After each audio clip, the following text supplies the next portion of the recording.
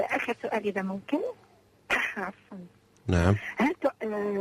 أنعم الله عليك، هل تعاد الصلاة والأذان يؤذن أثناء الركعة الأخيرة؟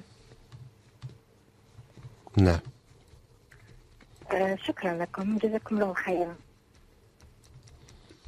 السؤال الموالي سألتنا دكتور عن قضاء الفوائد الإنسان الذي يوفق إلى أداء عمرة أو حج بيت الله الحرام، فهل ينشغل بأداء النوافل والرغائب أو يقضي صلاته الفائتة؟ يعني القضاء هو المطلوب. يعني الإنسان إذا كان عليه دين يبدأ بقضاء الدين أولا. نعم.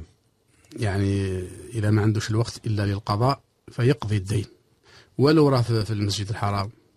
وانت شكون اللي قال لك بلي يعني كي يقضي الصلاة هنا كيفوت الأجر تاع الصلاة؟ لا، يعني هو يأخذ الأجر ما دام راه يصلي الصلاة اللي هي يعني بالأخص الفرض يعني يؤجر عليه الإنسان أكثر من النافلة.